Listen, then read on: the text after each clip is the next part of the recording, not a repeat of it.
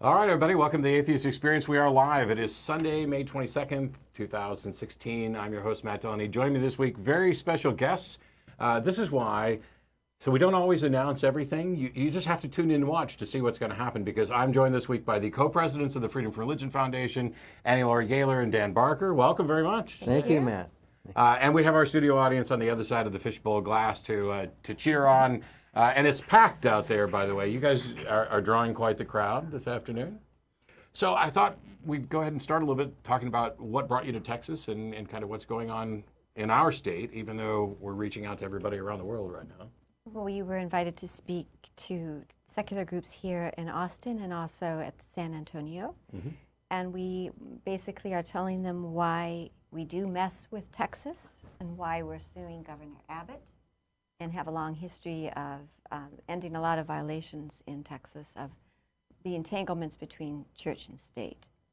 So specifically, you guys, the FFRF had a display up here in Texas that the governor took down? To answer the nativity scene that's at the state capitol in Austin, mm-hmm. We came up with, and Laurie did most of the work of coming up and finding an artist, to have a visual display of the December 15th Bill of Rights, because Christians don't own the whole month of December. Right. If anything, they could claim maybe December 25th. So there's a Christian nativity scene, so we petitioned, we got a permit, and who is the name of the state legislature? Representative Donna Howard was kind enough to be our co-sponsor, which was a big hurdle, and we got a permit to counter a nativity scene, and then Governor Abbott removed our display before the permit had expired, and made many very insulting comments about how it was indecent and it was going to inspire crime. And it was juvenile. It did not respect the values of Texans. Our display is George Washington, Thomas Jefferson, the Statue of Liberty, and Benjamin Franklin gazing adoringly at a manger that has the Bill of Rights in it, right? So there's sort of our answer to during the month of December, honoring the birth of something real, actually, something non-mythological. And Governor Abbott didn't like it and took it down, which is a violation of our rights and of our freedoms. Not only do I strongly agree with you, and obviously, I find it, you mentioned that he said that it was going to inspire crime? Well, it was implied that it was going to inspire crime, that it was indecent and immoral. So we went to court, and we are suing him in federal court, and we are pointing out that it's a violation of our equal protection rights. Right. It's a violation of the Establishment Clause because it's preferring a nativity scene for Christianity over our Bill of Rights display, and we do expect to prevail, but he has had a history of hostility toward the Freedom from Religion Foundation. He's even told us we shouldn't come to Texas when he was Attorney General. Sure. So, and he also intervened in one of our cases in Brewster County, where the sheriff put a Latin cross on 5 sheriff's vehicles. And when we complained, he contacted the Attorney General to say this is perfectly constitutional. And there again, we went into federal court in March, and those Latin crosses are down. Hooray! So, yes. And you guys have a history of this. I mean, the Freedom from Religion Foundation is probably probably the largest secular organization membership-wise, aren't you? We're the largest atheist agnostic organization, free thought organization, so far as we know, and we also work for separation of church and state. It's almost 24,000 members. And we sued Governor Perry a few years ago over his big prayer thing, you know. Yes. And I used to think that anyone who succeeded Perry would be an improvement. Looks like we're in the same state. Yes, we are. So I've lived here since '95, and I've been hosting this show for 11 years. We have talked about a great many things that have taken place. I remember that one of the first shows I did, maybe the first show I did, was commentary on Van Orden case, which we have a Ten Commandments monument on the grounds of our Capitol right now, because Justice Breyer invented a grandfather clause and basically said, hey, nobody has complained about this one for 50 years. And let me tell you, we had. So had Mallory O'Hare, and we didn't know this wasn't in the court record. We did an amicus brief, and it didn't occur to us that they would think nobody had ever complained. And that to And me that's was the such big a- lesson. But yes, it pays to complain. you need to pays complain. to document your complaints. That's why we think it's always important to complain about any violation of the separation of church and state, no matter how little it might seem, because if it stands, it's used as precedent to create worse violations. And we have corrected the record with that justice. We have pointed out in several different ways that he was mistaken. So we're going to give him another chance. I hope it will come up again. Now, a lot of times when you guys push on an issue, I mean, the first step is to usually write a letter, not necessarily to file a court case. Yeah. How successful is just notifying them of, we will pursue legal action, you're in violation of this, and kind of explaining the position in support of church-state separation?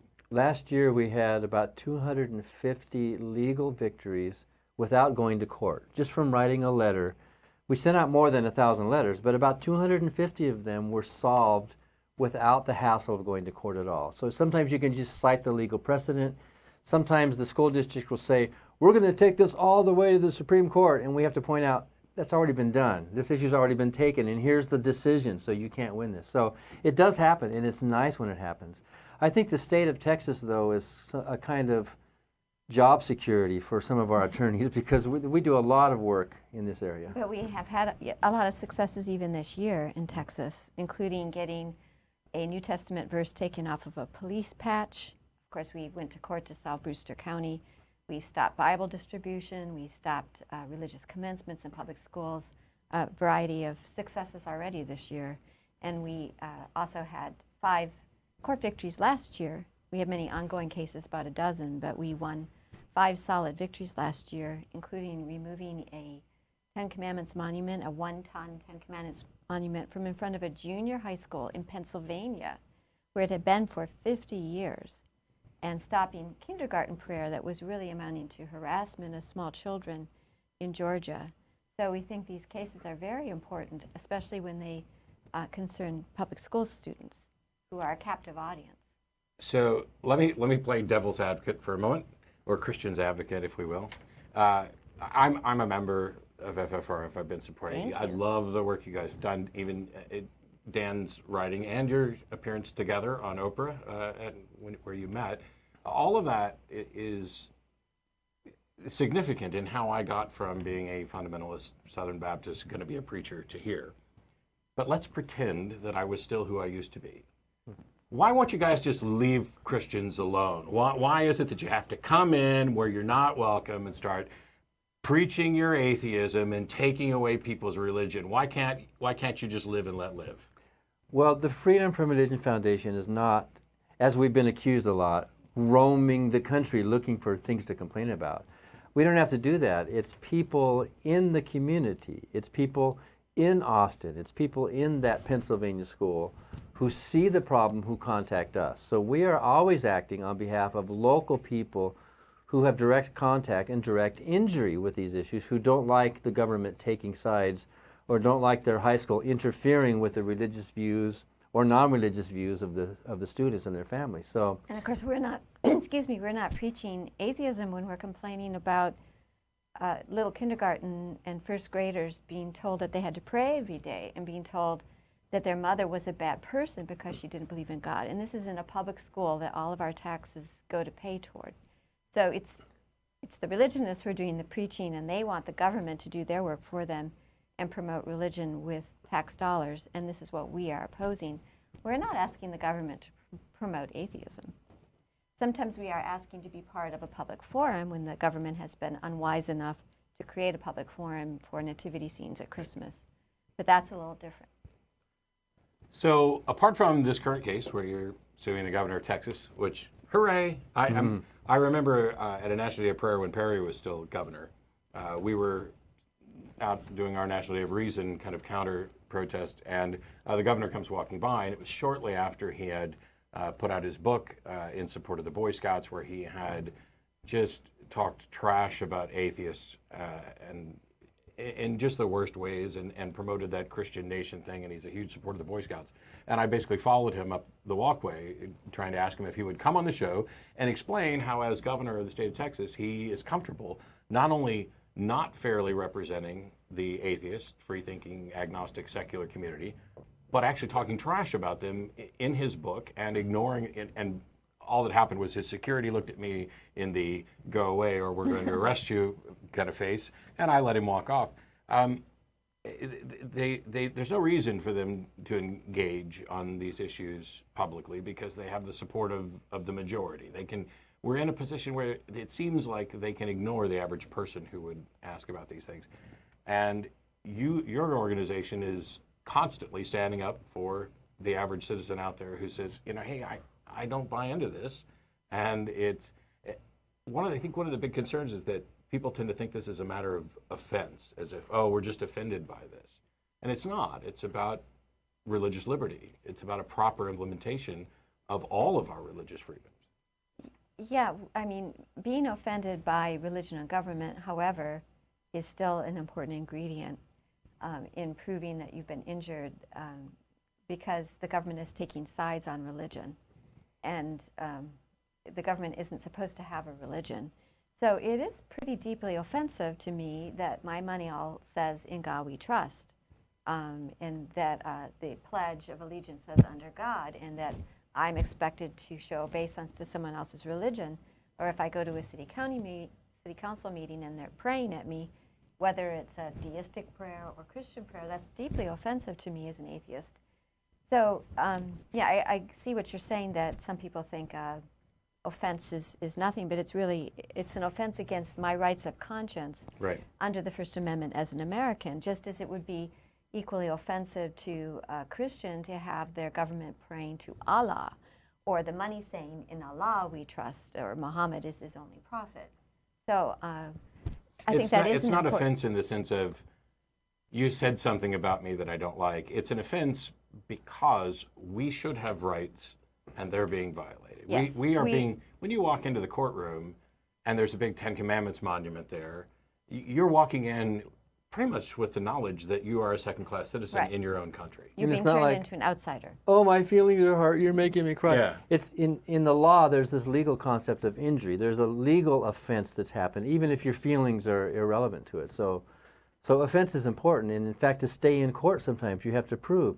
I walked by that Ten Commandments monument, and my stomach tightened, and I'm avoiding that park from now. That shows you had direct exposure and that it's unwanted exposure being put upon you. So legally, we are offended in that sense. And for example, our Brewster County case over the Latin crosses on the police car, we have two members there, one an atheist and one an agnostic, and imagine how they feel when their police car goes by them. They've seen it on the highway, if they've driven by the parked cars, and they see a cross, and they know that they're not religious and they're not Christian. It's a very chilling effect because it's tying law enforcement and the ultimate enforcer of law in their county with a religion they don't believe in. And what if they've got a bumper sticker saying "Friendly Neighborhood Atheist" on there? I mean, it's a very frightening kind of thing to encounter sometimes in your government. We've tried using counterexamples. We've tried using I'm working on a couple of videos that hopefully will wake people up to the problem of prayer, both at public schools and at city council meetings and stuff. And I won't go into detail on those right here. We'll save them for later. But I've talked about before, how would you feel and what would it mean to you if, Friendly Neighborhood Atheist was on there, or "There are no gods" on the back of police cars.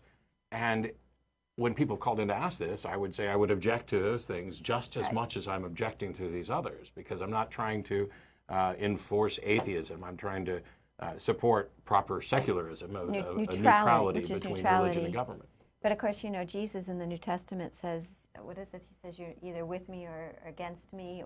Yeah, he didn't understand neutrality. "He that is not with me is against me," when you can in fact be neither. You can be the government can be neutral.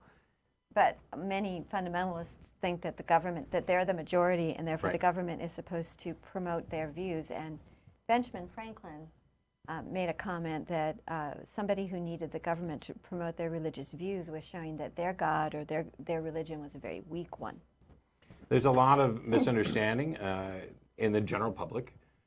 There are people who think we live in a simple democracy here in the United States. That's not the case. It's a representative republic. We're democratic.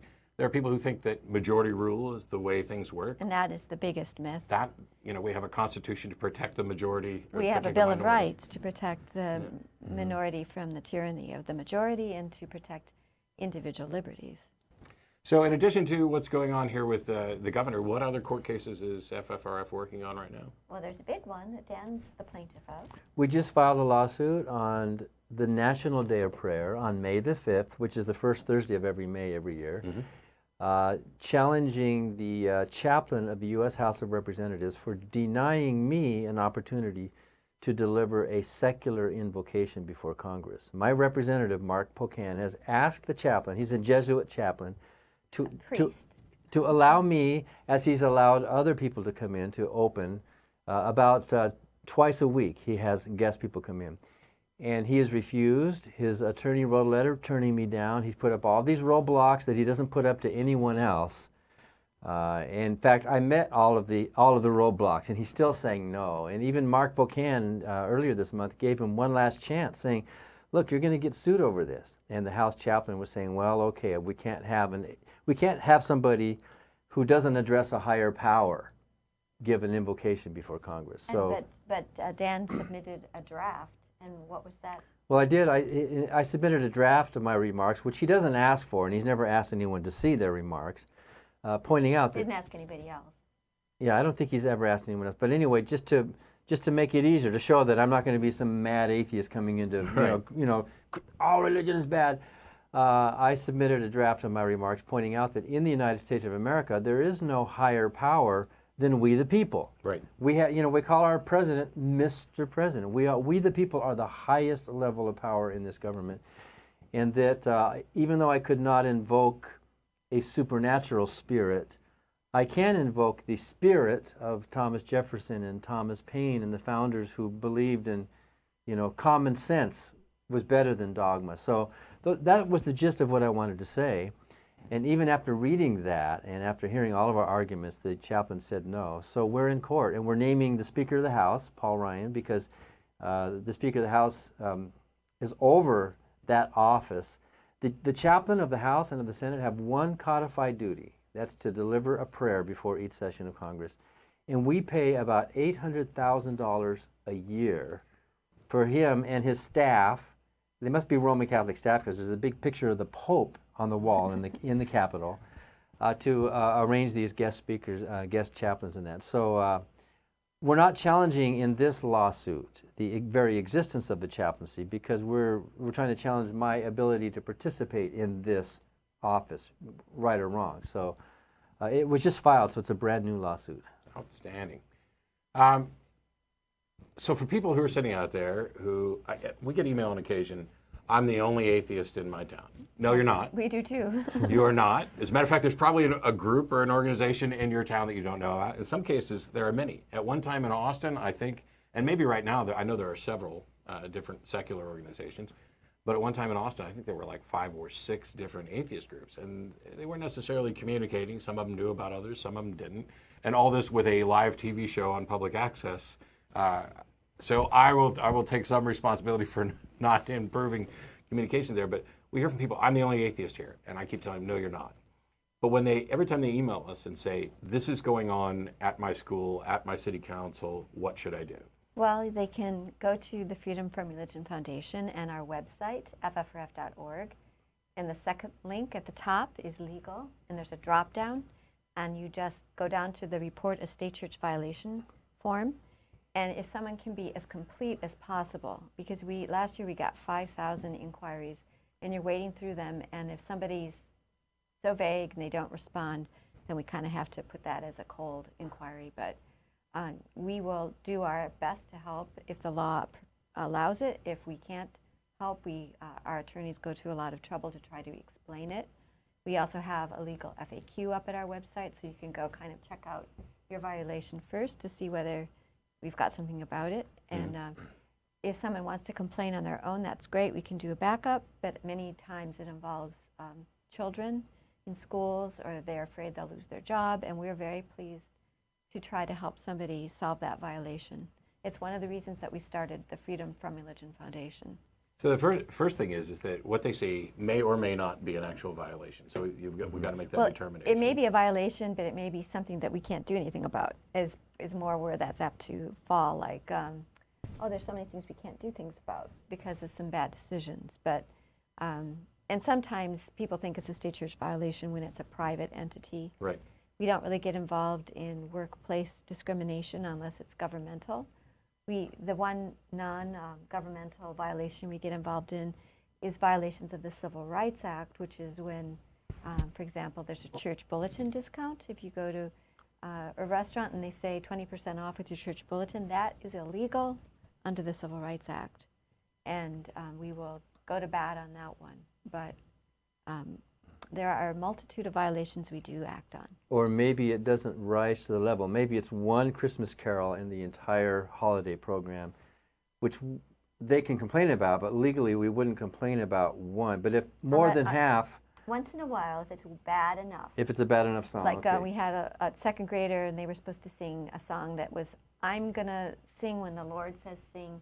I'm going to work, or there was 24 verses of what they were going to do when the Lord told them. And that one was so egregious that even though it was the only religious song in the concert, we did. But if it was one Christmas carol, one Jewish thing, one Kwanzaa thing, and a bunch of secular, then maybe that doesn't rise to the level of the government promoting Christianity. You know, under current law. So. But most of the time, the complaints are something that are serious enough that we need to look at. Now, there's an additional problem with this, and that is, let's say I'm in my little town and I've spotted something. I go to the FFRF website, ffrf.org, and I click and submit my state church violation, but I don't want to be involved. I'm terrified of repercussions.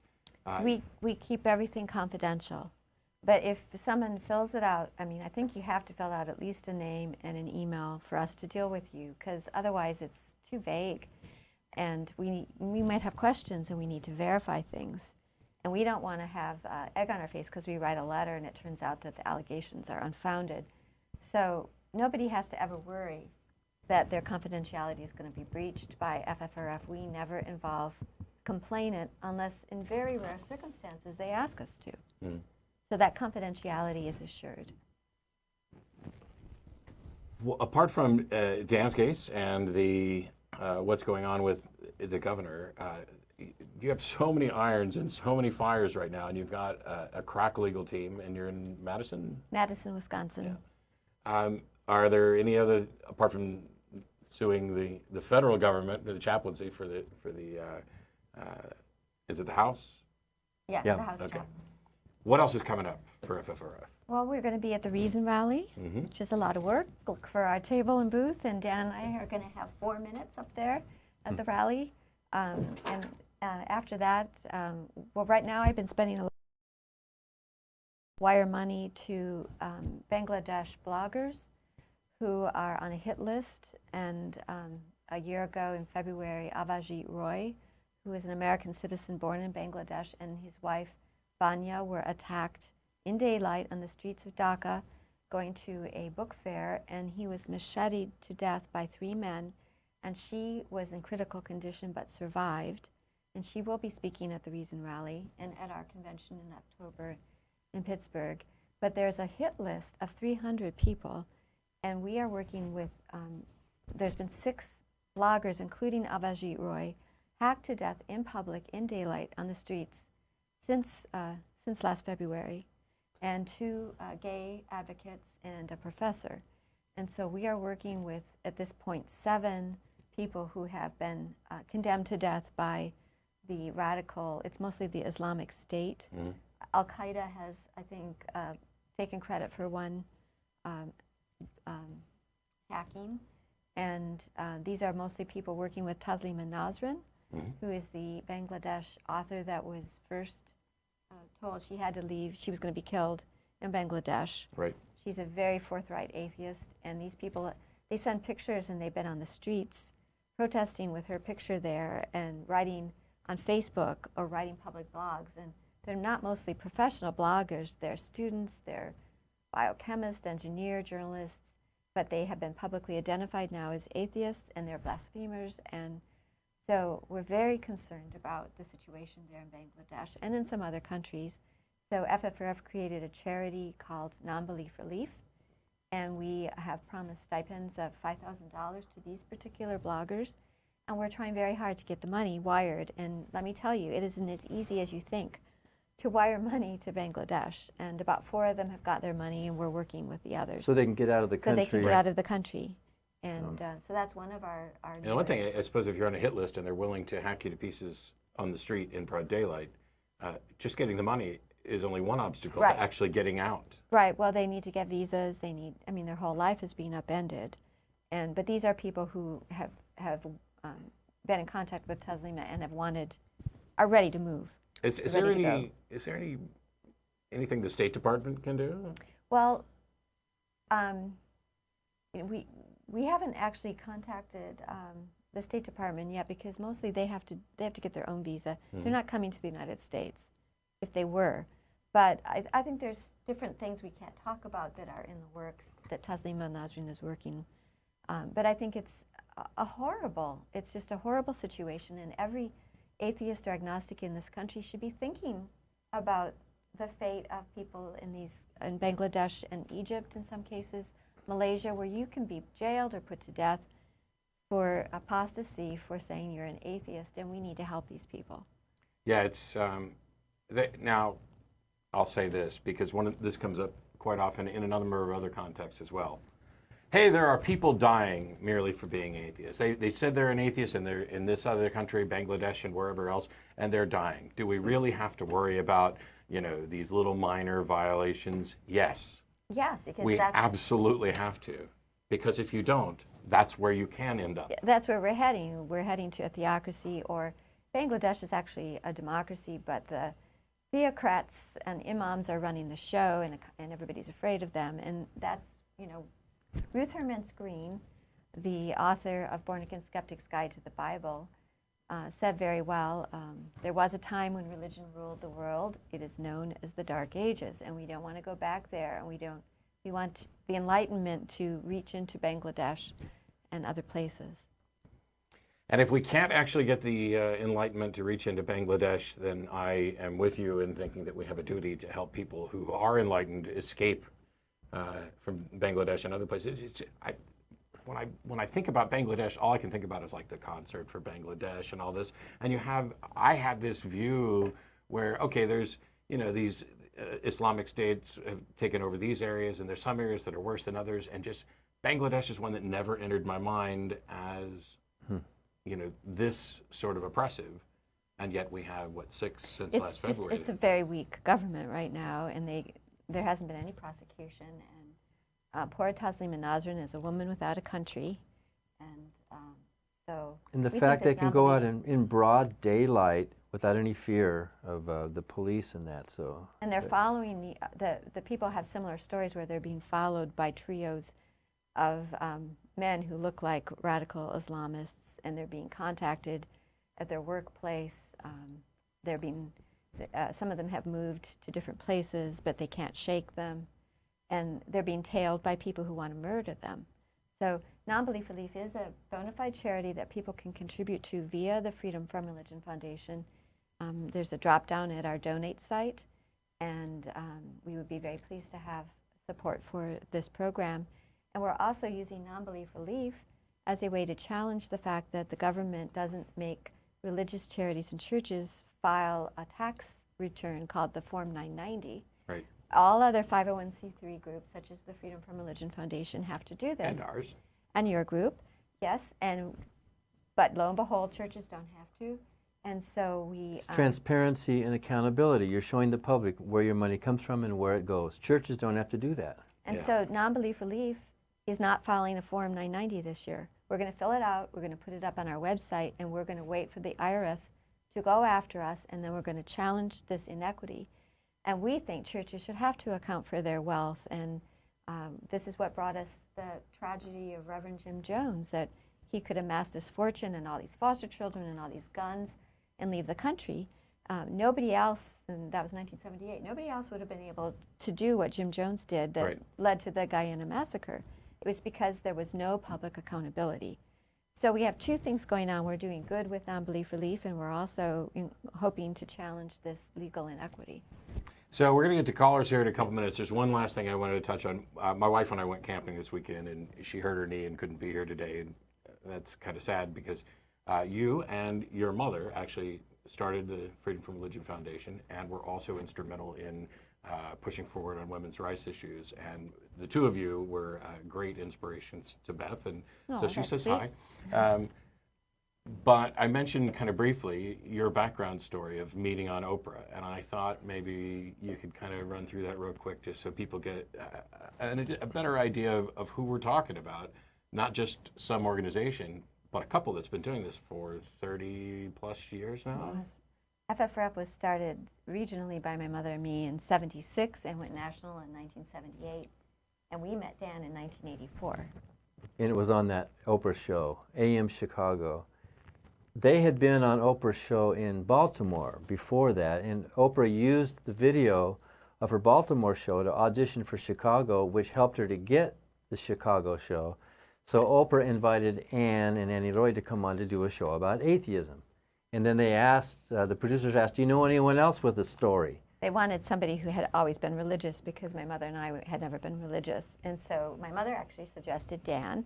So we met for the first time on AM Chicago, which was the precursor to the Oprah Winfrey show. You can see that online. It's on YouTube. Look up Oprah Barker Gaylor 1984.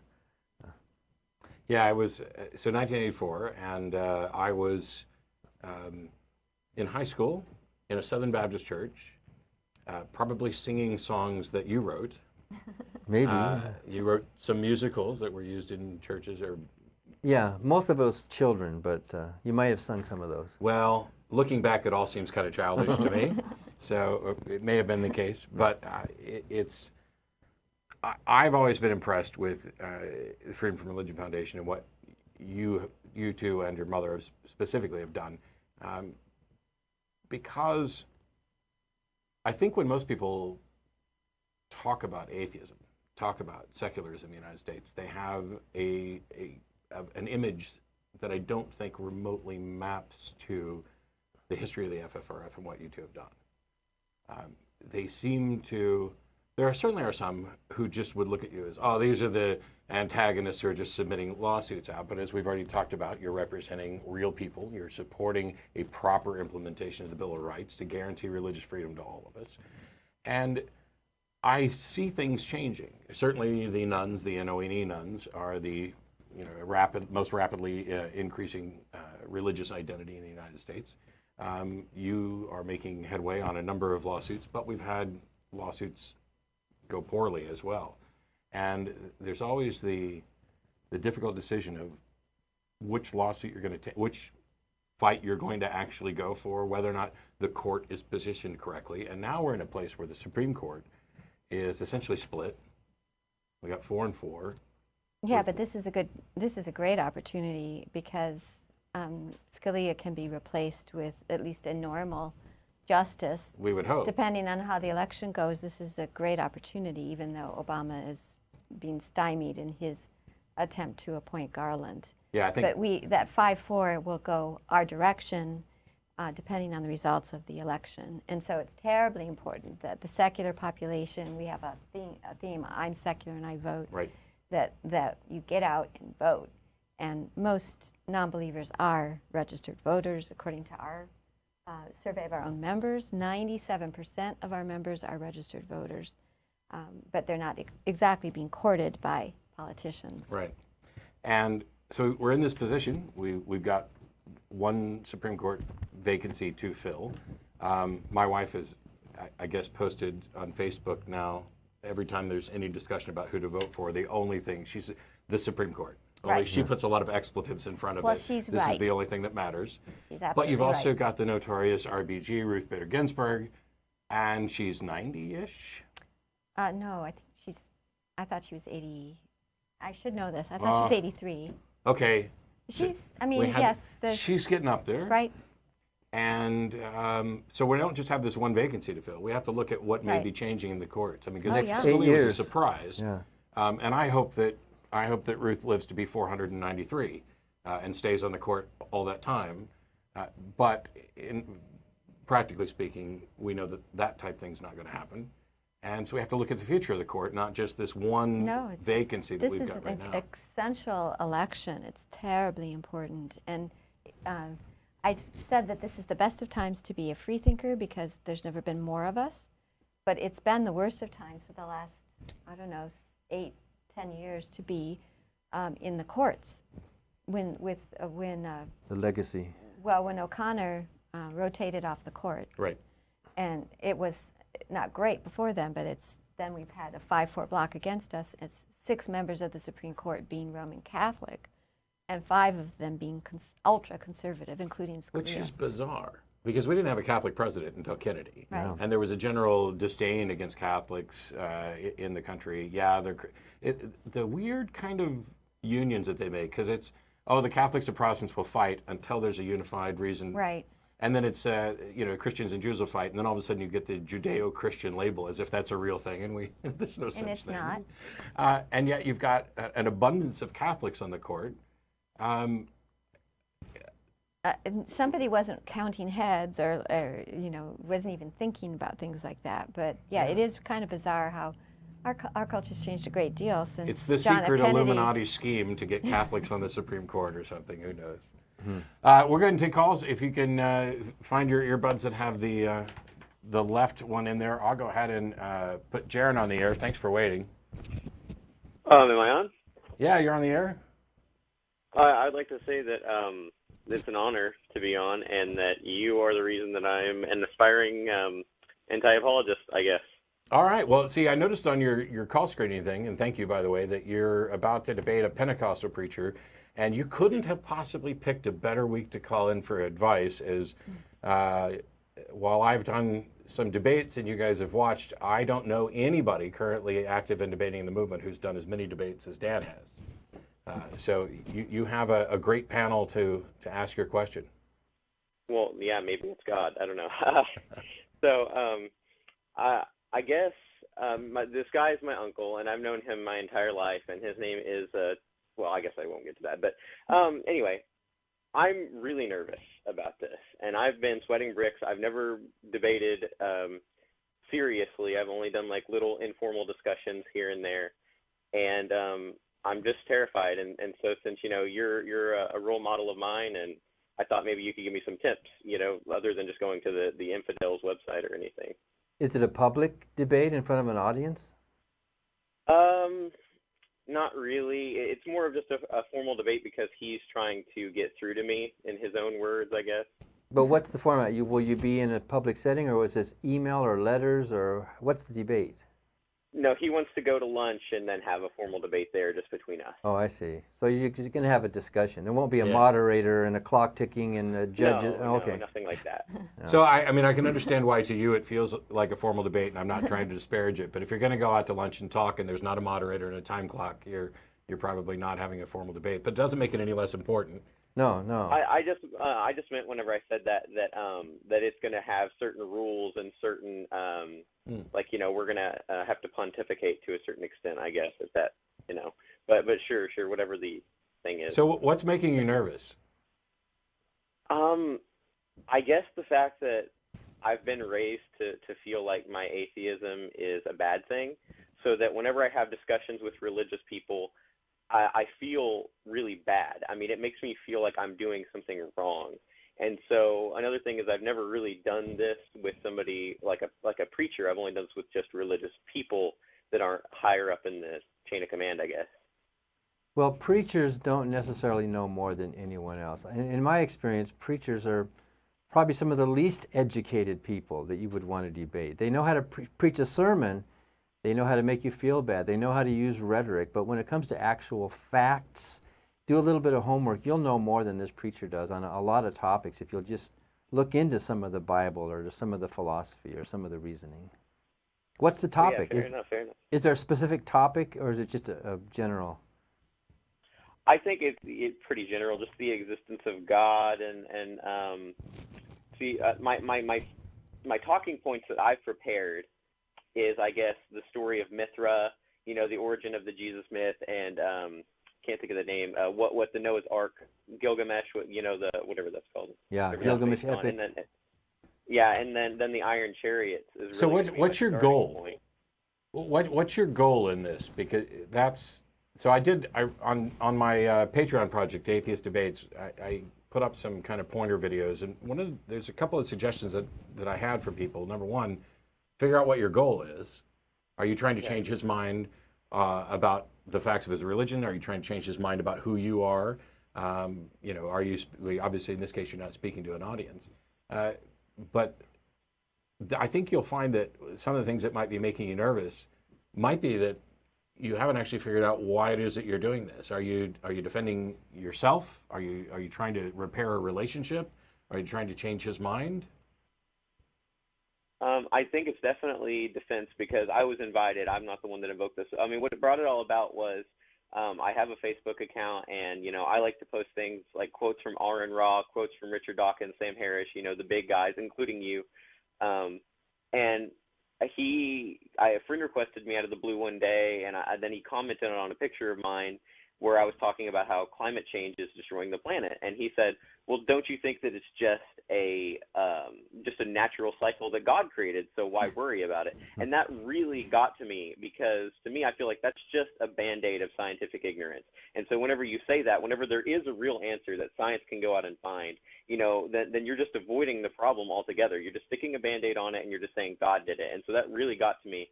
And so we started debating over Facebook Messenger, and he said, "Well, why don't we just go out to lunch and do this face-to-face?" And he's the one that worded it as a formal debate, by the way. I was just more parroting him. But Sure. So. Well, it'll be a learning experience for both of you, and don't take it that seriously. I remember the first 10, 20 debates I did. I was so nervous and so scared and staying up all night worrying about I should have said this, I should have said that, oh my goodness, and did I look stupid? And after a while you realize that you can't say it all in one debate and you shouldn't try. And what most people are left with is the image of you're an honest guy with an honest story who has honest doubts and there's a lot you don't know, and really he should be on the defensive, not you. He's the one who's making these claims of a talking snake. Yeah, he's the burden of proof. Yeah, exactly. So really go into it with the idea that you're not the one with the problem, he is. Yeah. And he needs to, and if anything, if he can see that you are calm and relaxed and secure and not trying to be this big know-it-all, and that you are a good, kind, moral person, that carries a lot more weight, or as much weight as the actual words that you say, I think. And while I don't want to undermine all your plans at the last minute to potentially make you more nervous, I wouldn't go in with anything about Mithras or anything else, because those are the types of things that you talk about when you're making a case for, oh, your religion is merely a copy of these things.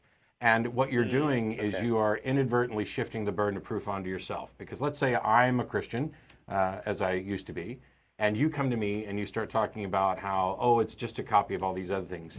If you don't convince me, if your argument against my religion, or actually your argument for why my religion is false, is unconvincing, I not only leave with the same beliefs, but they may be reaffirmed, they may be stronger, and I may walk away with the opinion that you just don't know enough about this, and that's why you're not a believer. And instead, what I tend to do in situations like this is ask questions and listen. They are in this position, as Dan was pointing out. They're believers. Not only do they have a burden of proof, they have a commission from their God to convince you. Their job is to go out and seek out the lost and convince them of the truth of what they're saying. And so if your position is, I am unconvinced that your religion is correct, you can certainly offer up things, hey, what about these other religions that were similar? You stole this holiday, or merged the syncretism between religions that ended up with merged holidays.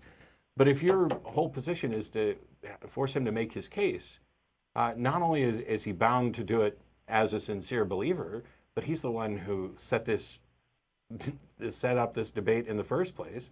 And it's hard, if not impossible, to find actual fault with somebody who just isn't convinced until after you've made your case. And then if they're not convinced, then you are faced with two possibilities. Either you didn't have a convincing case, or they're just stubborn, obstinate, and that's something he's going to have to wrestle with, not you.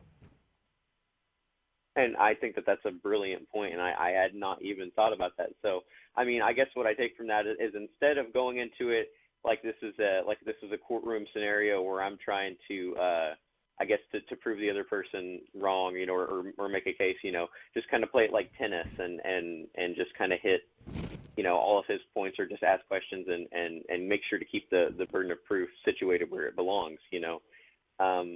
And I guess one of the biggest problems I'm having, because we've been discussing things over Facebook Messenger, is the way that he's formulating his questions, and the way that he's formulating everything is in a way that, you know, where he says things like, you know, it's going to be hard to get through to you, or why do you deny the existence of God? He's not asking, why do you doubt my assertion that God exists, or why do you doubt the assertion that any God exists? He's wording it in such a way that no matter the way I answer it, I'm damned if I do, damned if I don't type thing. So it's one-sided. What would be a good way to? Well, a true dialogue should be truly two-sided and open. And if you don't sense that there's a eagerness for him to learn from you, just as you would like to learn from him, and maybe you can learn something from him, then really it's as Matt says, it's an attempt to proselytize rather than to learn from each other. So Exactly. let him know that, hey, I'd like to learn from you. Would you like to learn from me? And here's what I found. And if he's arrogant about it and it's just one-sided, well, then why even go to lunch? Why not just, He might give you indigestion. Yeah. By the way, you don't owe anybody an explanation for anything or an argument for anything. And if you show up and the questions are framed in such a way of, you know, have you stopped beating your wife type of things, where you feel that any answer you give is condemnation, then just refuse to answer those questions. Point out the problem with those questions, and then, as Dan was saying, talk about, you know, hey, I'd like to learn from you. I'm unconvinced by this, and vice versa.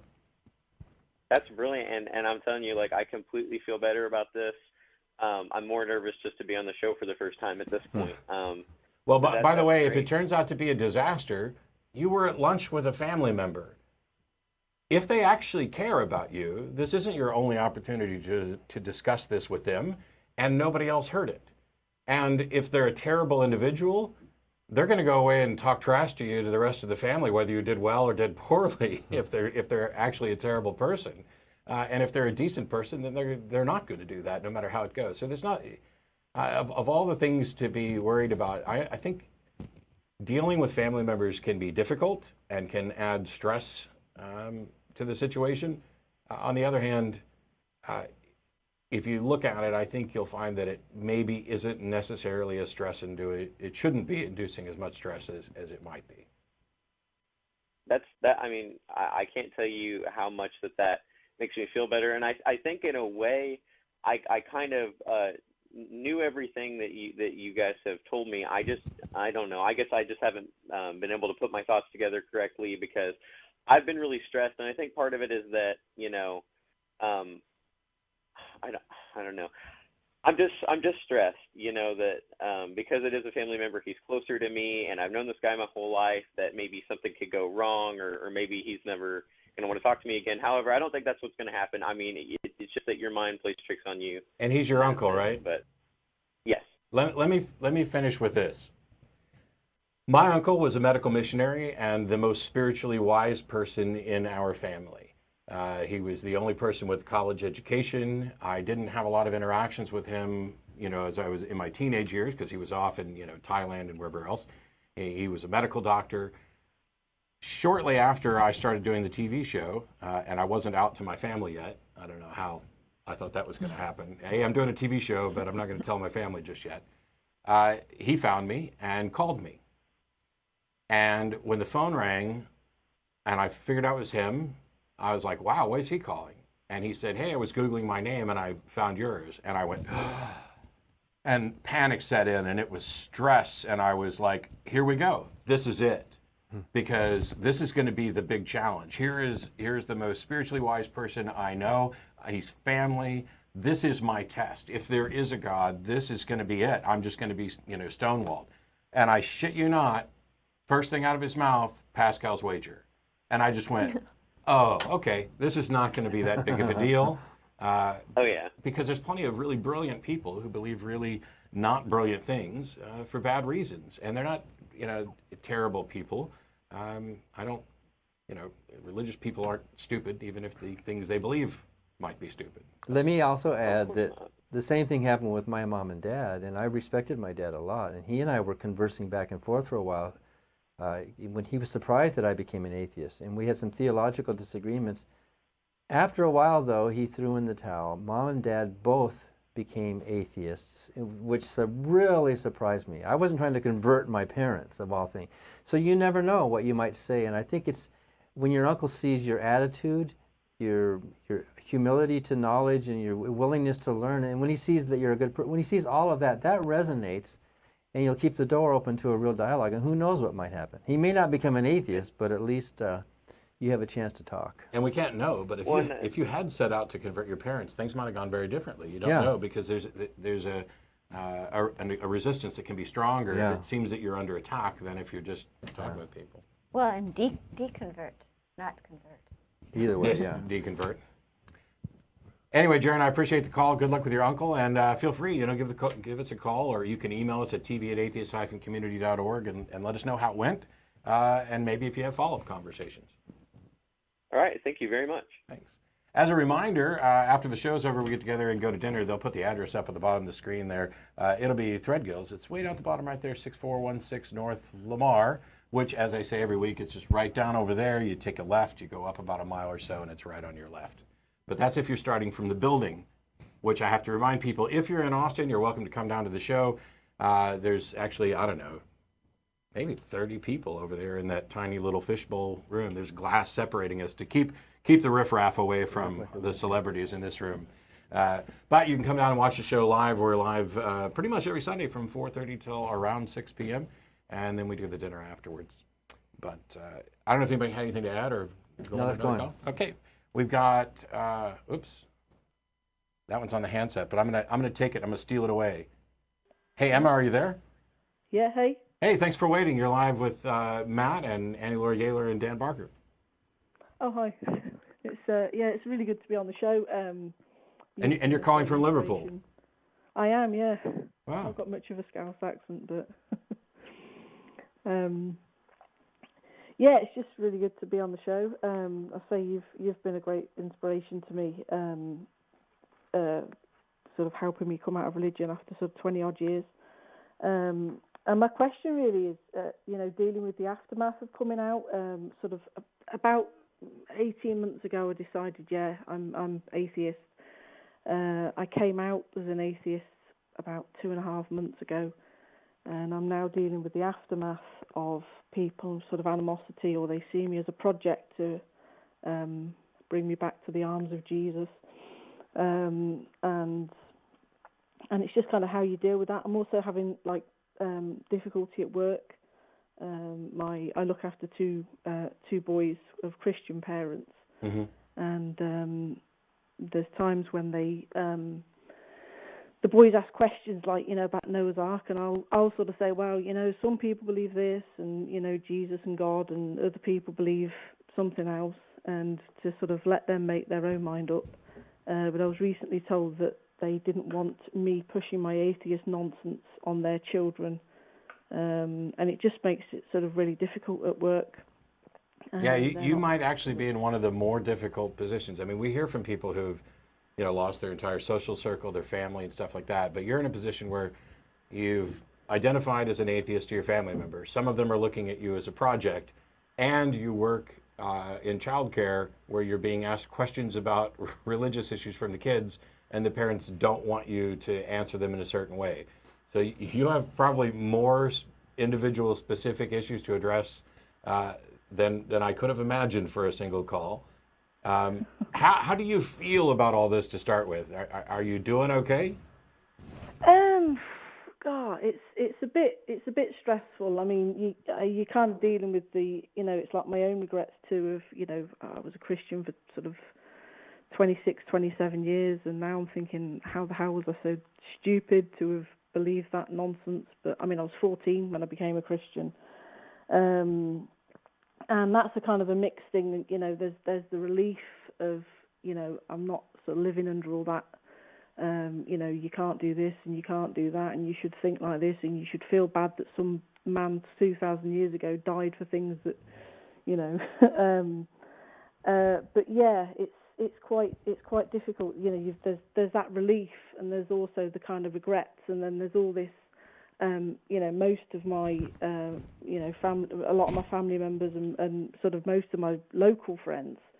Now either it's either they'll sort of try and put you down, or they'll try and sort of hey, I was reading this Bible verse the other day and I thought of you, and why don't you come to this meeting? I think you'll really enjoy it, and kind of leaving your books lying around and things like that, and it's just really, really hard. I guess the kind of the first question the second question I had, other than how you're doing. Do you have any social network of other atheists that you can engage with, so that you're not, I don't know, the lone non-believer around everybody else being religious? Not really. I've got sort of, I volunteer with St. John Ambulance, first aid thing. So I've got friends there that are sort of nothing. I think there's one lady who's a kind of nominal Catholic, but I've got sort of friends there that sort of don't have anything to do with church and religion, and I don't get any grief off them. But other than that, sort of there are groups. On a Friday evening. There are groups in the UK. Some long-standing groups, British Humanist Association and the secular, what's it called? I've forgotten the SS. Yeah, secular humanists of. There are a lot of organizations in. Have you? There might be meetup groups. Have you tried to reach out to any organized groups? Not really. Yeah. 'Cause they're there. I wasn't really sure. Yeah. You're in the country that birthed Richard Dawkins and the God Delusion, and it's a much higher percentage. And Bertrand Russell. A much higher percentage. And Anthony Grayling. Yeah. Yes, of non-believers in the UK than in the United States. So you can't be alone. I was in Manchester last year for QED, which is a conference which is predominantly secular, and the British Humanists were represented there. So I know there are groups to reach out to. I don't know what's specifically available in Liverpool. I will say this, and I'm just giving you my thoughts, so you can feel free to throw them in the rubbish bin if you like. When it comes to kids and other people's kids, I don't teach them what to think or try to teach them what to think. I encourage discovery and inquiry. So if they ask me about Noah's Ark, I don't think that I would sit down and say, well, there are people who believe that or people who don't, because now you're entering perhaps dangerous waters with other people's kids. I would prefer that, I don't get to dictate what everybody teaches their kids. It would be nicer if I could, but what I do is get them to think, hey, is that possible? How many animals are there? And not necessarily setting out to undermine, but to attempt to confirm. And I might not even spend that much time on the Noah's Ark story so much as talking about, what we know about the age of the earth and dinosaurs, and just piquing an interest in science and discovery in general. Because, I was a fundamentalist for more than 30 years and turned out okay eventually. I don't want everybody to have to wait that long. I would much prefer that we encourage skepticism and critical thinking early, and then people don't have to be 31 or so when they find their way out of a religion. They can do it at a much younger age. There is one cute little story you could tell about Liverpool. The cathedral there in Liverpool, when they unveiled their new bell tower a few years ago, the first song they played on that bell tower, you might have seen it in the news, was John Lennon's Imagine, of all things. No hell below us. Imagine that. Above us only sky, imagine no religion. So even in that country, those thoughts are not being shunned, and you can take pride in that fact. You say, look, even the Church of England is honoring John Lennon's radical views. Yeah, and I know it's a lot. You hear some of the things that you were saying tonight about people in Bangladesh and in your country, and it's it's shocking, you know, and sort of in comparison, I know that I've got it fairly easy, but yeah, it's still kind of when you're living it and facing these issues for the first time, it's quite sort of difficult to know what to do and I think the quick kind of takeaway summary, and in part because, you know, I can't really imagine myself fully in your position. Find yourself some other atheists, some other agnostics, freethinkers, secularists to engage with, so you don't find yourself feeling alone. That's number one. Number two, realize that the family members who might look at you as a project, I hate to say I look at them with pity because that has such a strong negative connotation, but I do. They are guilty, or they're victims of religious indoctrination. They're not evil and out to get you. They think they've got the truth and they're trying to save you, and so you get to determine how and if you are going to engage with them. You shouldn't do anything that makes you uncomfortable. You can politely, you know, say, I really just don't have an interest in discussing this. I value our relationship more than whether or not we agree on this. Can we, you know, maybe not do this? And then it's up to them to determine if they want to maintain that relationship. But when it comes to your job, especially with kids, the way I view your job with somebody else's kids is you are there to keep them safe, provide them good information, and be a steward. You are not necessarily there to fix all the religious nonsense that their family might have indoctrinated them with, but there are ways to do that are ethical, honest, and not at all trying to just preach atheism to kids. I have a lot more confidence that a kid who's been inspired to want to explore the world is going to wind up finding out that religion is nonsense on their own, because learning to ask the right questions is how you get to the right answers. Well, and you know what Mark Twain said, heaven for climate, hell for society. So seek out some more non-believers and I think you'll feel a lot better. Yeah, I think that's what I need, and as I say, I appreciate your advice. It's just, like I say, you kind of find yourself in that situation and maybe opening your mouth before really engaging your brain. So that helps to but that's all right, because you're still being you. You're being honest to who you are. I can't count it. If we penalize people for opening their mouth before they engage their brain, there's no way I'd have done a show for 11 years, because that happens every single episode. Anyway, thanks so much, Emma. I appreciate the call. Good luck. Yeah, thanks. Bye. And there's a couple more calls about coming out, but here's somebody specifically for the FFRF. John in Stewart, Florida. How are you? Are you there, John? We can't hear you, and you had a question specifically for... Hello? Hey, there you are. Can you hear me? I can hear you, John. You're on the air with myself Okay. and Dan and Laurie. I just want to say I'm a lifetime member of Freedom from Religious Organization, and I'm also a lifetime member of American Atheists. All right. And I hear some people from American Atheists kind of knock your decisions that you lose it because they say it sets a precedent. And I just wonder what you think about their criticism. Oh, they're going to put us at odds right here. Well, I mean, I'm not holding it against Americans United for losing the Grease Prayer case before the U.S. Supreme Court. That was a really good case, and it should have been won. And we win most of our cases. We won 5 strong lawsuits last year. And in terms of Dan's suit against Congress for discrimination, overt discrimination against atheists and agnostics, there's never been an open atheist invited to give the opening invocations before Congress. I would think that every atheist or agnostic in the country would be indignant at that insult to us and would be supportive of an attempt to call attention to it. Not all litigation is taken with the expectation that we can win or will win, but sometimes it's to change the court of public opinion. And I think that most Americans would consider that overt kind of discrimination to be intolerable.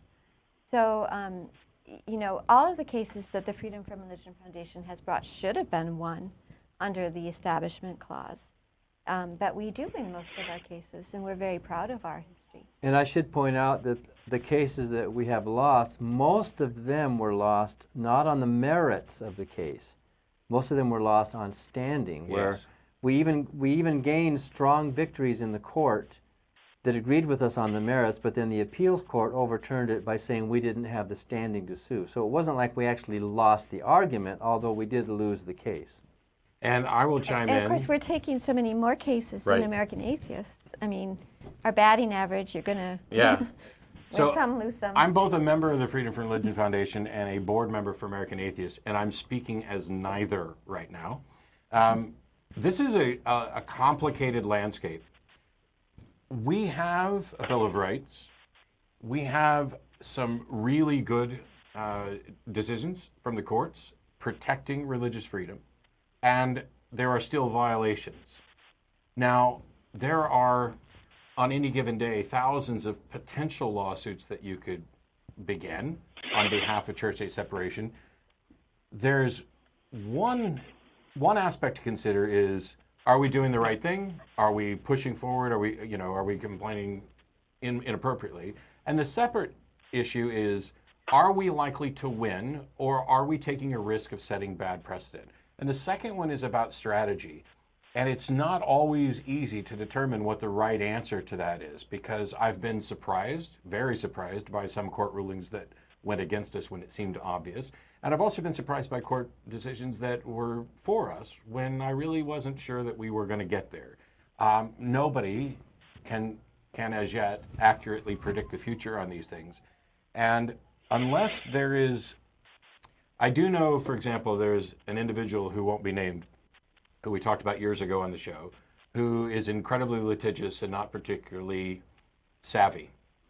And I wouldn't want someone like that deciding what court cases we were going to continually push forward because they have such a horrible track record. The Freedom from Religion Foundation, though, has a great track record. American Atheists has a good track record with their cases. They don't take as many of them. They might be more selective. But also, the organizations are distinct. I think and the we're view pretty of them. selective. Oh, no, I'm not. I'm saying you guys But I focus think, more on that. For example, we've just taken the crosses down in Brewster County, Texas, and that case isn't decided yet, but we went to federal court on that, and in the Fifth Circuit, we, of course, debate. This is a terrible circuit to be in, but this is too egregious not to sue. When the governor of Texas, when we have a permit for our display, takes it down, there's no choice but to sue. Otherwise, they win. Yeah. I mean, at least when you take a lawsuit, you are taking it to the court of public opinion, you are educating, and you do have a chance. Maybe you'll have a settlement, but I mean, some violations are just too egregious. And the strategy element that looks at this is, are we likely to win this? That's not the only aspect to consider. But you don't even know what judge you're going to draw. Right. When you take a federal lawsuit, there's some good judges we know, oh, we really want that one, and then you end up with the one that was appointed by Bush. I mean, there's always going to be a certain gamble, but I think we are seeing the country moving toward a much better Supreme Court, and if you're not taking the cases to overturn and remedy these previous violations, then they're not going to win their way up when we have a good court. So you do. But even losing a case could be the right move. Oh, well. Because in the court of there's public no- opinion, right. now you have defended something worthy of defending. You've been shot down. You woke people up to say, wow, how could that possibly have lost? And then you garner more support to move these Right, cases and forward. also there's no crystal ball. Yeah. But, I mean, if you're only going to take a case if you know you're going to win, then you can't take any cases. If there were a crystal ball, you wouldn't go to court. You wouldn't be asking the judges. Also, the attorneys in all of our organizations are very collegial. We cooperate a lot. We work together on joint friend of the court briefs. The case that we lost challenging Bush's faith-based initiative, the Hine decision, which we lost on standing, not on the merits. We had a good decision on the merits. American Atheists wrote a very strong, positive friend of the court brief on our behalf. So they were parties with us in that losing lawsuit. All of the groups were supportive of the issues, even though the Supreme Court found a way to dodge it. We wouldn't have lost that case if O'Connor hadn't retired in the middle of it. When we started that very important lawsuit against the creation of the faith-based initiatives at the White House Well, I'll tell and you at the the cabinet only reason level. I called because She was on the court, so we would have won. Yeah. What's that, John? I just get upset when two good organizations have conflict. That's why I called. I want to. Well, it's How like- much conflict is there? Well, it was news to me. Yeah. I never heard it before. I don't think there's nearly as much conflict as some people might suggest, as is evidenced by the fact that I'm happy to work with both organizations and quite a few others. So, All right. I appreciate your answers and thank you for your time. thanks, John, and thanks for your support. By the way, if you want to become a life member of the Freedom for Religion Foundation, you can go to ffrf.org, and I'm sure they'll be thrilled. We would be. And then you can have them back on the show, and you can call in and say, I'm now a life member of FFRF, or the Atheist Community of Austin. I forget the organization that actually sponsors this program. You can go to atheist-community.org for more information there as well. And atheist-experience.com will get you all the information about how to see this show. When it's on, there's a link there that you can click on the actual website, a little green button, I think it's Call the Show or something like that. You can click that, and you don't even have to have a telephone to call to get through. You might, though, need connections with a higher power to get through, as most of the lines, they're all full again. So let's try to get to a couple more callers here. We got like less than 15 minutes left. We've got Lewis here from Huntsville, Alabama, and you called. Hello? Hi, Lewis. I'm good.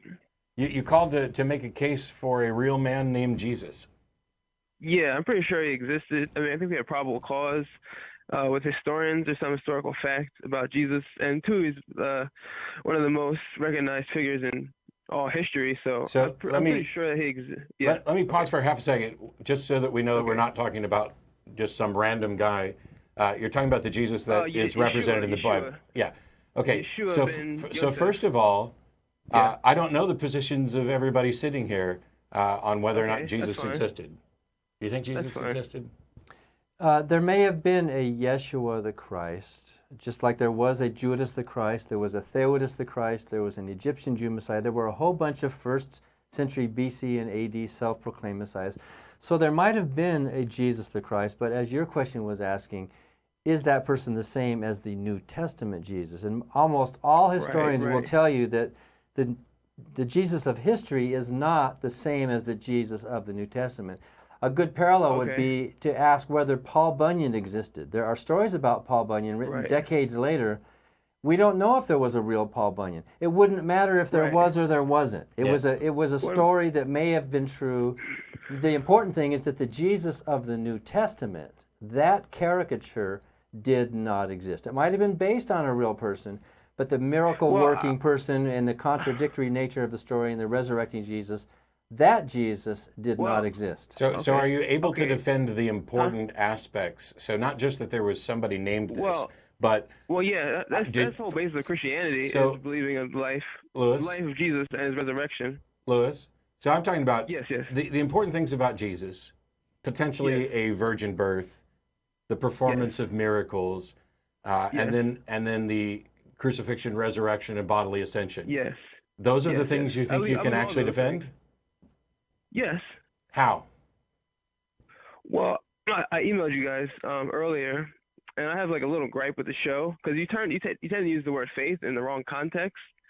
Because it's the biblical definition of faith: evidence of things hoped for, substance of things not seen. Yeah, and I find that to be roughly identical to my usage of faith, which is faith is the excuse people give when they believe things without a good reason. Because if you have a good reason, you don't ever make an appeal. Though. The only time anybody says I believe based on faith is when they don't have a good reason. That's not true. Okay, what do you believe that you have a good reason for? When I ask you why you believe, you would say, oh, I believe based on faith. Well, I believe in God, so... Well, what's your good reason? You have to have faith. That's the whole reason. Yeah. Thanks for proving my point. Yeah, you're right. Okay. I'm okay with being right. I just thought you were going to... So what you say you can make a case for this Jesus fellow. As quickly as possible, I suppose. What's your case for this miracle-working, resurrecting... Okay, well, if you want to talk about names, like God is a very vague term. You can they can be used to mean anything. When was I talking So about names? Was I talking about names or vague terms? I thought I was talking about you called in to say that you could demonstrate that Jesus was real. Well, I can't say with certainty, but I think there's how about a it's reasonable probable. conclusion? I don't think you can say anything with certainty. Right. I think it's reasonable to believe that he existed. Yeah, I know you do, and I'm asking why. That's the important question. Not only why do you believe, but why should anybody else? Well, because of the apostles, the second-hand accounts. You know, I think they were. So do you believe all other religious claims from other religions that have second-hand accounts? No. Okay, so No. please show me what's special about yours that excludes it from being a case of special pleading. Well, I believe in the Almighty God, the God of the Bible, and there's no real proof that there's no real. Why? Well, there's no real proof that you can give. You have to have faith. Okay. So I've asked you for a good reason, and you reply with faith, and yet you objected to my definition of faith, which is faith is the excuse people give when they don't have a good reason. Well, I'm saying it's a difference of terms because you're using you're not using the. I'm pretty sure I'm using faith in exactly the way you've repeatedly used it in this phone call. No, that's not true. I don't know. Can I get a show of hands? Yeah, they're all in agreement. I'm using faith in the same way that you are. And why do you believe in without appealing to faith? The substance of things hoped for. I know it. Things not seen. There's plenty of things I can. Lewis, there's plenty of things I can hope for, but that doesn't mean they're real. I can hope I win the lottery, but that's not hope, though. That's not hope. You're changing the terms again. It's faith. Faith is believing what you know ain't so. That's Mark Twain. That's not true. Okay. That's not true.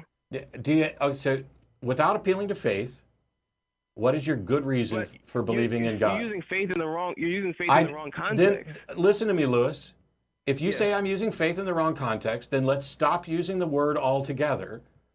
Without appealing to faith in any context, what is your good reason for believing in God, although you said you could demonstrate that Jesus was real?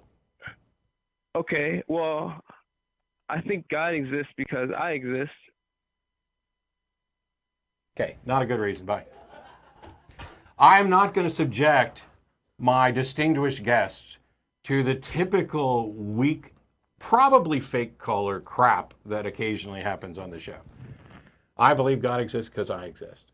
I've had that argument, though, in philosophical debates with a Muslim scholar once. It was sort of a form of the ontological argument that if we didn't exist, we need a context to explain our existence. And so perhaps your caller, in a less sophisticated way, was trying to use a version of the ontological argument, which is bad. Bertrand Russell said the ontological argument just boils down to bad grammar. Yeah.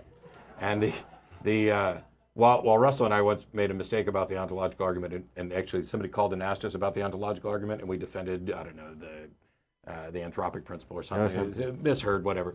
For me, the ontological arguments, all of them as a category, are essentially an attempt to define a God into existence. From nothing, just with words.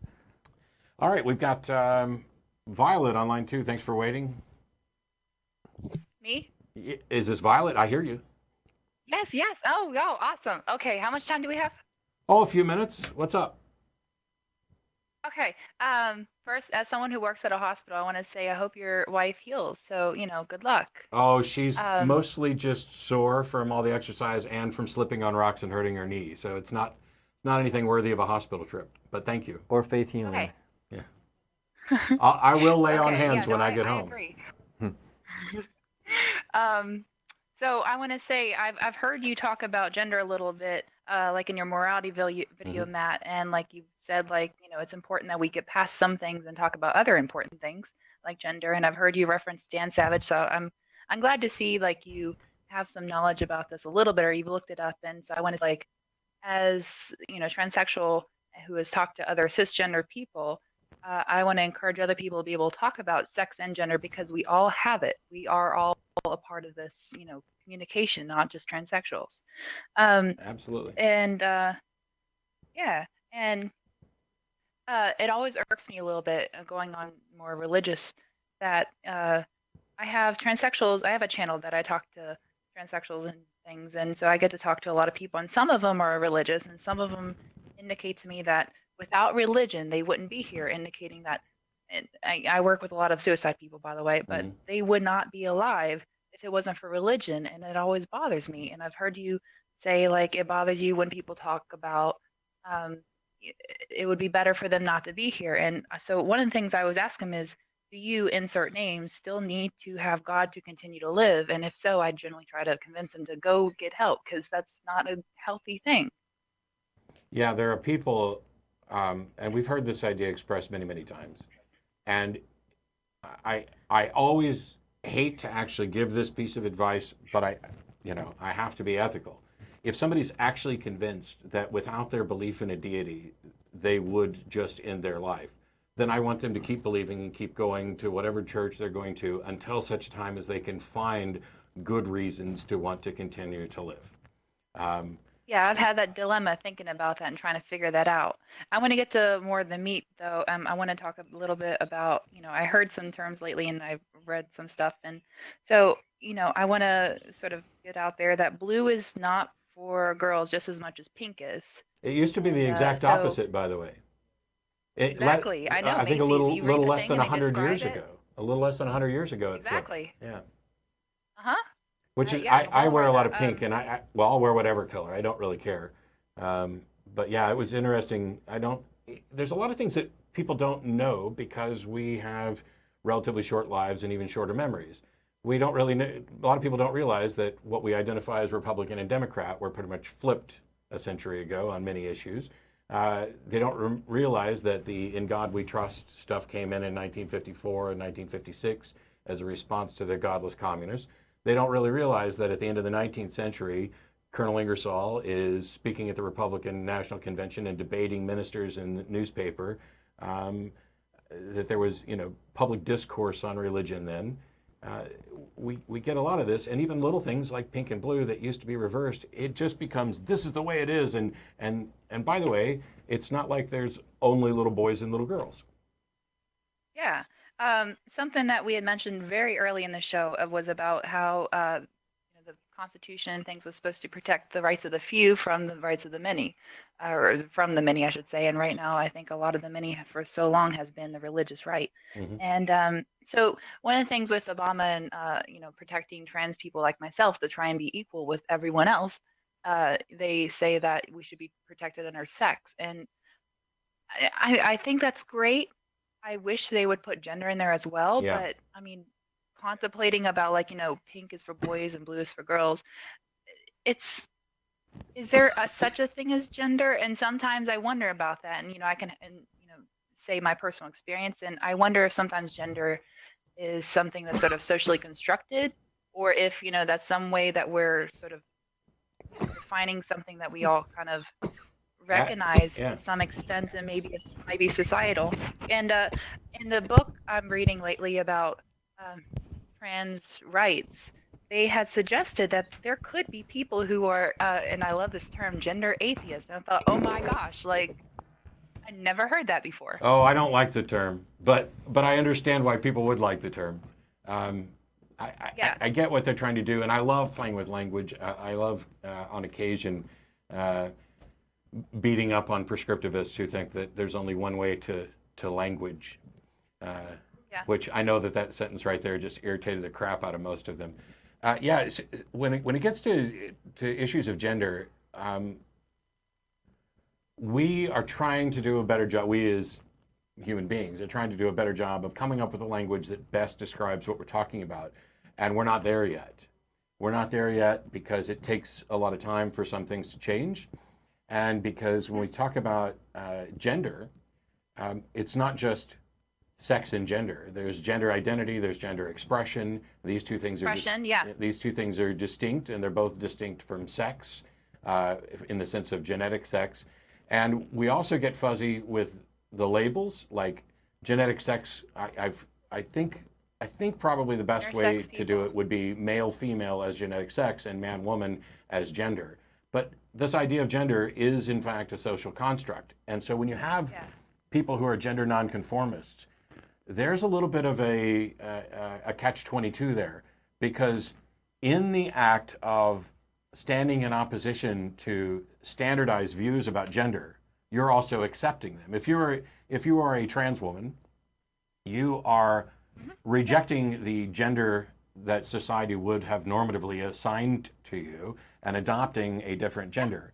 But in doing so, you are also reinforcing gender roles because you are adopting the societal construct of this is a woman.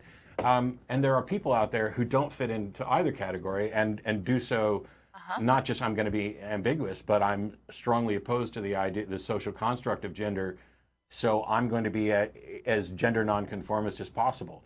And I really look forward to the time. I think a lot of it comes down to people's fears.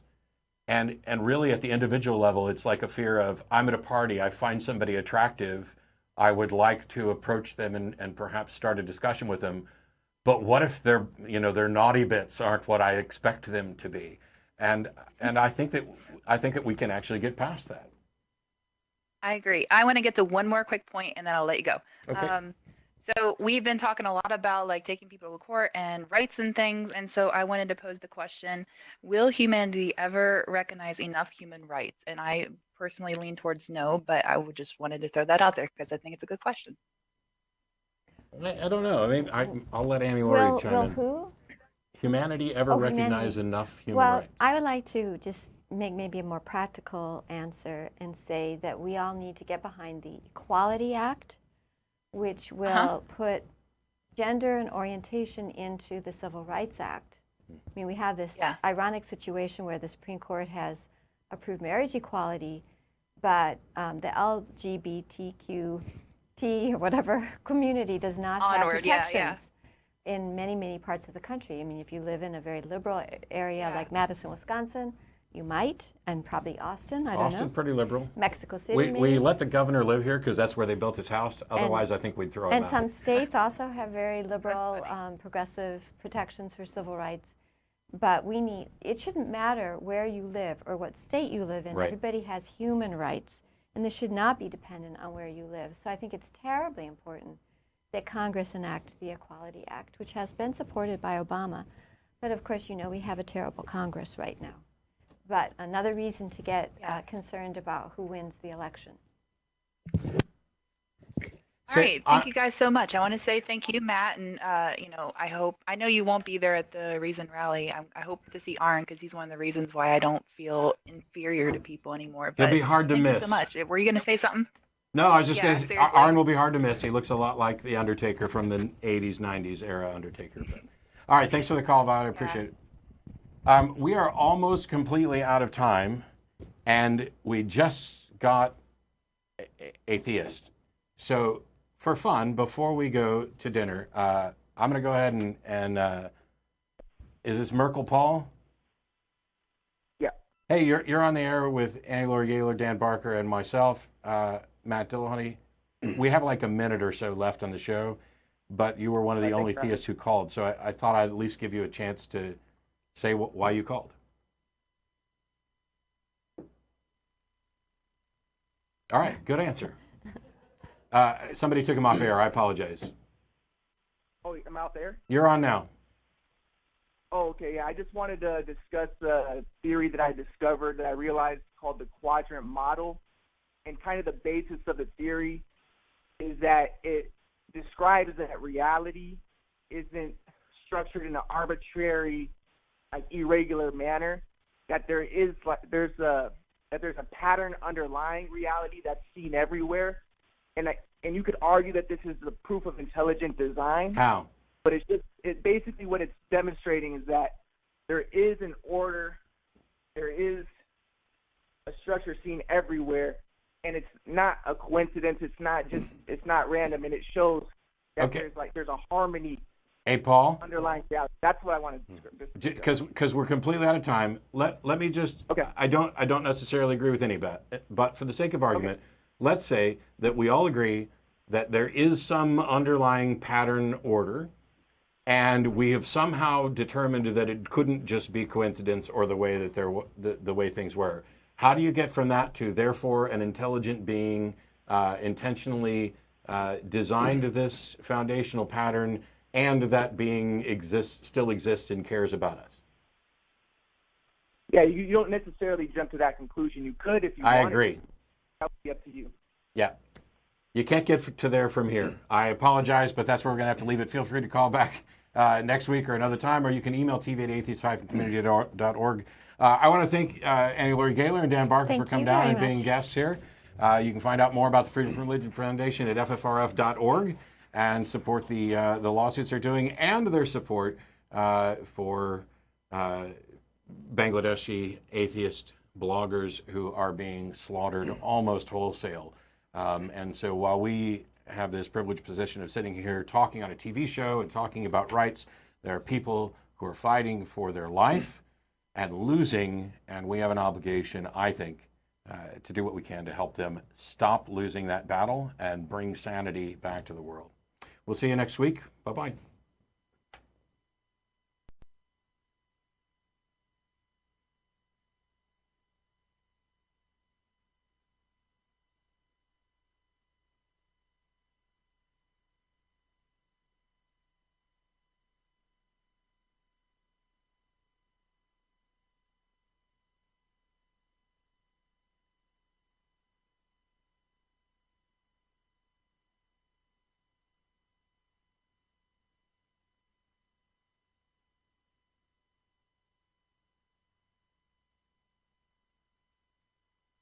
Hi, this is Russell Glasser, host of The Atheist Experience. You know, The Atheist Experience is made possible by volunteers and the generous support of viewers like you. If the promotion of positive atheist culture and separation of church and state are values that you hold, please consider contributing by becoming an ACA member or visiting our product page at evolvefish.com under the Partner tab. Thank you.